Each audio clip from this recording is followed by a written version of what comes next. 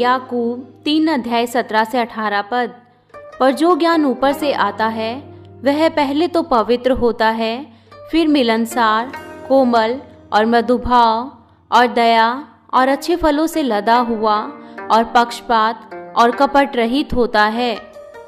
मिलाप कराने वाले धार्मिकता का फल मेल मिलाप के साथ बोते हैं। मसीह में प्रिय भाइयों और बहनों, आपने क्या अपने जीवन में कभी ऐसा सोचा है कि अच्छा होता अगर मैं बुद्धिमान होता, या फिर मैं बुद्धिमान होना चाहता हूँ। बुद्धि केवल विद्यार्थियों को ही पढ़ाई करने के लिए नहीं चाहिए, हर दिन हमें भी अपने दैनिक जीवन में इसकी ज़रूरत होती है। एक और कुछ लोगों के पास बुद्धिमानी से बोलने का और दूसरों को आराम देने का गुण होता है,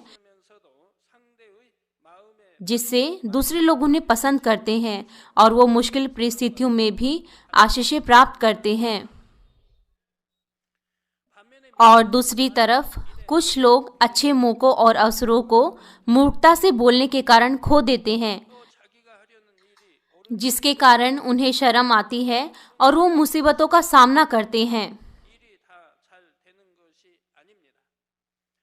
इससे बढ़कर यह इसलिए है क्योंकि वो समझते हैं कि जो भी वो कार्य कर रहे हैं वो सही है।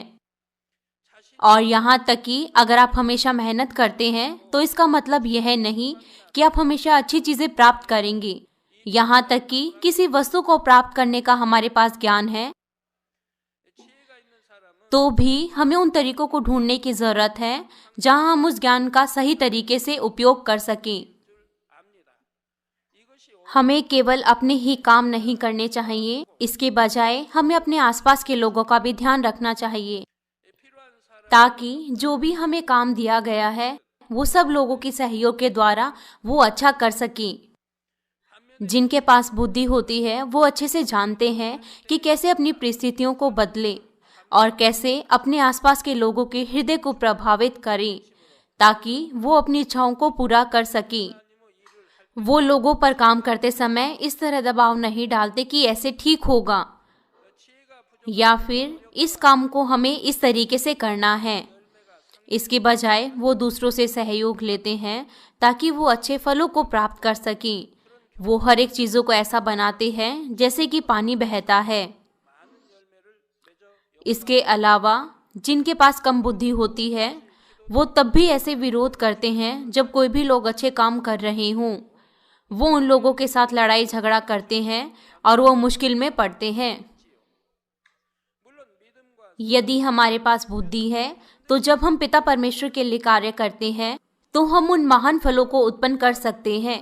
यदि हमारे पास बुद्धि की कमी है तब तुलनात्मक तौर पर कठिन परिश्रम करने पर भी आप कम फलों को उत्पन्न करेंगे। कुछ लोग अपने आसपास महान चीज़ों को देख सकते हैं, जो उन्होंने बोया है उसके अनुसार वो बहुत से फलों को उत्पन्न कर सकते हैं और परमेश्वर को महिमा दे सकते हैं। लेकिन कुछ लोग यहाँ तक कि प्रार्थना करते हैं और कठिन परिश्रम करते हैं, फिर भी वो कम फलों को उत्पन्न करते हैं।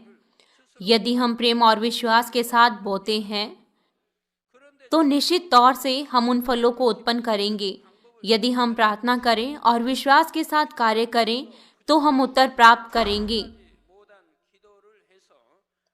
जिनके पास बुद्धि होती है वो परमेश्वर को अधिक प्रसन्न करने के तरीकों को ढूंढते हैं। इसीलिए जब वो प्रार्थना करते हैं तो वो इस तरीके से प्रार्थना करते हैं जो परमेश्वर के हृदय को प्रभावित करती है, और वो आत्मिक बहाव में और ज़्यादा मौकों को ढूंढने की कोशिश करेंगे जहां उन्हें अधिक अनुग्रह मिल सके और अनुग्रह प्राप्त करेंगे। लेकिन अगर आपके पास बुद्धि नहीं है फिर हमें मालूम नहीं होगा कि कैसे परमेश्वर को प्रसन्न करें, और जब हम प्रार्थना करेंगे तो कुछ नकारात्मक भी बोल सकते हैं जिससे परमेश्वर का अनादर होता है। कभी कभार हम खुद के लिए समस्याएं पैदा कर सकते हैं जिससे हमारे ऊपर परीक्षाएं आती हैं, और हो सकता है कि हम आशीषें प्राप्त करने के अवसरों को खो दें और यह महसूस भी ना कर पाएं कि वास्तव में समस्या क्या है।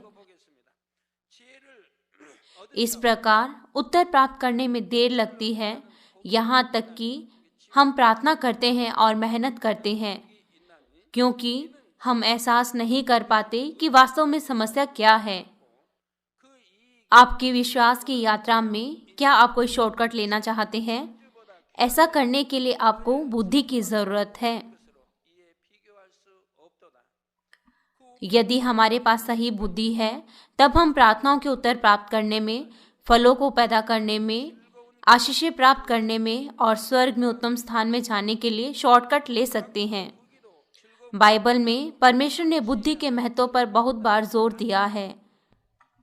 नीति वचन 3 अध्याय उसके 13 से 17 पद में कहा गया है, क्या ही धन्य है वह मनुष्य जो बुद्धि पाए और वह मनुष्य जो समझ प्राप्त करे, क्योंकि बुद्धि की प्राप्ति चांदी की प्राप्ति से बड़ी और उसका लाभ चोखे सोने के लाभ से भी उत्तम है। वह मूंगे से अधिक अनमोल है और जितनी वस्तुओं की तू लालसा करता है उनमें से भी कोई भी उसके तुल्य ना ठहरेगी। उसके दाहिने हाथ में दीर्घायु और उसके बाएं हाथ में धन और महिमा है। उसके मार्ग आनंददायक हैं और उसके सब मार्ग कुशल के हैं। वास्तव में इसका मतलब है दीर्घायु, धन संपत्ति, आदर, सम्मान, आनंद और शांति, ये सभी बुद्धि के ही भाग हैं। नीति वचन 4 अध्याय 7 पद भी कहता है, बुद्धि श्रेष्ठ है, इसीलिए उसकी प्राप्ति के लिए यत्न कर। जो कुछ भी तू प्राप्त करे उसे प्राप्त तो कर, परंतु समझ की प्राप्ति का यत्न घटने ना पाए। क्या आप अच्छी बुद्धि प्राप्त करना चाहते हैं? मैं आशा करता हूँ इस संदेश के द्वारा परमेश्वर के द्वारा दी गई बुद्धि प्राप्त करेंगे। क्या आप में से कोई चिंता करता है क्योंकि वो सोचते हैं कि वो बुद्धिमान नहीं है और उन्होंने स्कूल में अच्छा नहीं किया? आप इसके बारे में चिंता ना करें। यदि आप परमेश्वर के द्वारा दी गई बुद्धि प्राप्त करते हैं तो यहाँ तक कि संसार का सबसे मूर्ख व्यक्ति भी संसार का सबसे बुद्धिमान व्यक्ति बन सकता है। इसीलिए इस संदेश का शीर्षक न केवल ज्ञान है परंतु ऊपर का ज्ञान है, मतलब ऊपर से ज्ञान प्राप्त करना। संसार में बहुत से बुद्धिमान व्यक्ति होते हैं, लेकिन जो उनके पास ज्ञान है वो भी किसी एक निश्चित बिंदु तक ही होता है। वो बहुत बड़ी योजनाएं बनाते हैं, लेकिन वो अचानक से किसी दुर्घटना का सामना करते हैं या फिर फेल हो जाते हैं। इसीलिए परमेश्वर से बुद्धि प्राप्त करना वो अच्छा है। मसीह में प्रिय भाइयों और बहनों, परमेश्वर से ज्ञान प्राप्त करने की पहली शर्त है पवित्रीकरण। पवित्रीकरण। हमारे मानवीन के सदस्य पहले से ही पवित्रीकरण के महत्व को जानते हैं। क्या आप में से कोई ऐसा है जो इस प्रकार सोच रहा है कि आपने कहा था आप ज्ञान के बारे में बात करेंगे, लेकिन आप अचानक से पवित्रीकरण के बारे में क्यों बात कर रहे हैं? जैसा कि पहले बताया गया है, ऊपर का ज्ञान परमेश्वर का ज्ञान है और यह सांसारिक लोगों के ज्ञान से अलग है। परमेश्वर के ज्ञान को प्राप्त करना पवित्र आत्मा की आवाज और अगुवाई प्राप्त करने के प्रशिक्षण के समान है। सबसे मुख्य शर्त है कि हमारे हृदय में कोई बुराई ना हो। परमेश्वर की बुद्धि का मार्ग भलाई से संबंधित है। भलाई की बुद्धि का अभ्यास करना और लाभ प्राप्त करने के लिए हमारे पास पवित्र हृदय होने चाहिए।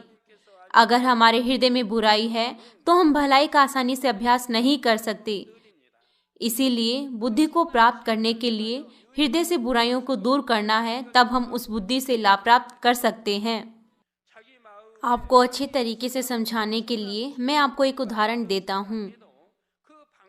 पहले मैंने आपको बताया था कि किस तरह लोग परमेश्वर को निराश करते हैं, क्योंकि वो बिना ज्ञान के प्रार्थना करते हैं और गलत चीजें बोलते हैं। परमेश्वर प्रेम और भलाई है। वो पिता है जो अपने बच्चों से प्रेम करते हैं। उनके पास भी मनुष्यत्व का स्वभाव है और भली चीजों से उनका हृदय प्रभावित होता है। अगर हम वास्तव में इस बात को जानते हैं और बुद्धिमान हैं, तो हम इस तरीके से प्रार्थना करेंगे जिससे परमेश्वर का हृदय प्रभावित होगा। जिन लोगों के पास हृदय में बुराई नहीं होती, वो भला बोलेंगे और वे पहले दूसरों के हृदय के बारे में सोचेंगे। वो ऐसे भले और अनुग्रहकारी शब्दों का प्रयोग करते हैं इसीलिए प्राकृतिक रूप से वो प्रार्थना करते समय भी ऐसे शब्दों को नहीं बोलेंगे जिनसे परमेश्वर का अनादर हो।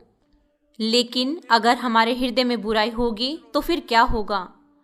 वो जो दूसरों के बारे में नहीं सोचते, केवल अपने बारे में सोचते हैं, वो दूसरों की शिकायत करते हैं।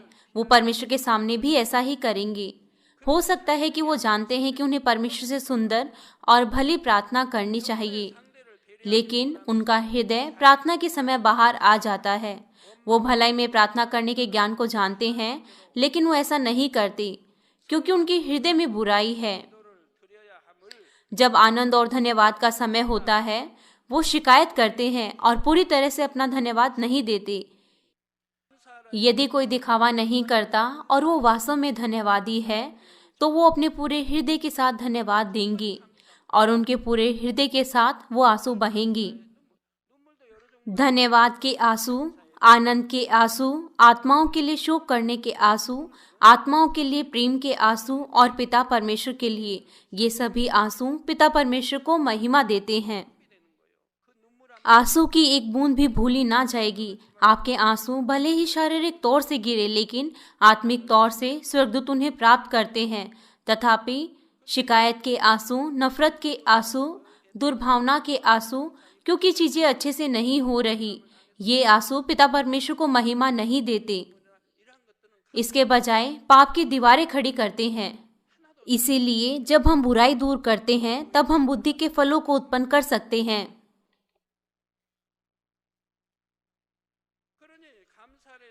मैं आपको बाइबल के आधार पर एक उदाहरण देता हूँ जिसके पास बिना पवित्रीकरण के ज्ञान था। वो है अबशलोम, दाऊद का पुत्र, एक खूबसूरत व्यक्ति जिसके पास उत्तम बुद्धि थी। समस्या यह थी कि उसने अपने बुरे हृदय के कारण अपने ज्ञान का प्रयोग बुरे कामों में किया। अबशलोम के पास अपने सौतेले भाई अम्नोन के लिए शिकायत थी और अपने पिता दाऊद के विरोध में भी शिकायत थी, क्योंकि उन्होंने अम्नोन को दंड नहीं दिया था। इसीलिए उसने बदला लेने की एक बड़ी योजना बनाई। उसने विद्रोह करने की योजना बनाई। पहले उसने अम्नोन की चेतावनी को हटा दिया, उसने शिकायत करना बंद कर दिया और लंबे समय तक लोगों के हृदय को जीतने के लिए कार्य किया। अबशलोम ने लोगों में प्रसिद्धि प्राप्त की। दाऊद उनसे प्रेम नहीं करता था, लेकिन उसने किया और अंत में उसने अम्नोन को जब्त कर लिया और उसे मारने का मौका मिला। और बाद में उसने अपने पिता दाऊद से भी विद्रोह किया और भाग गया। अबशलोम को भी पोतीफर का पक्ष मिला, जो कि दाऊद के लिए एक अच्छा और बुद्धिमान सलाहकार था। ऐसा कहा गया था कि पोतीफर बहुत बुद्धिमान था। यदि उसकी कोई योजना होती तो यह परमेश्वर के सोचने की तरह होती थी। अबशलोम का युद्ध उत्तम दिख रहा था और योजना के अनुसार अच्छा चल रहा था। तब भी युद्ध अंत में असफल रहा। परमेश्वर ने दाऊद के साथ कार्य किया। परमेश्वर ने अबशलोम की बुद्धि को असफल बनाया।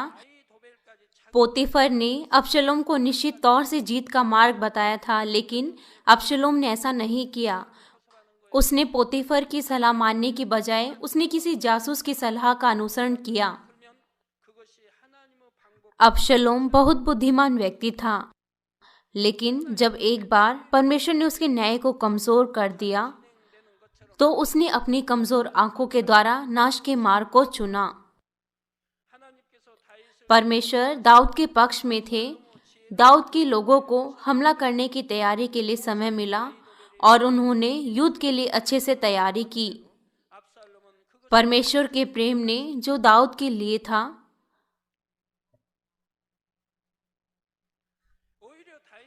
परमेश्वर ने अपने प्रेम के द्वारा उनको सुरक्षा दी और निश्चित रूप से उन्हें जीत दिलाई। अंत में अबशलोम युद्ध में अति दुख की मृत्यु के साथ मर गया। यहाँ तक कि उसके पास उत्तम बुद्धि थी और समझ थी, लेकिन अबशलोम को इससे क्या लाभ हुआ? इस तरह की बुद्धि के साथ उसने अपने भाई को मारा, अपने पिता के विरोध में विद्रोह किया और परमेश्वर के विरोध में खड़ा हुआ और वह नाश के मार्ग पर चला गया। इसीलिए बिना पवित्रीकरण के बुद्धि का कोई लाभ नहीं है। अगले सत्र में मैं आपको पवित्रीकरण की गहराई के बारे में बताऊंगा, जिसके द्वारा हम सच्चा ज्ञान प्राप्त कर सकते हैं और सच्चा ज्ञान प्राप्त करने के लिए पवित्रीकरण क्यों जरूरी है।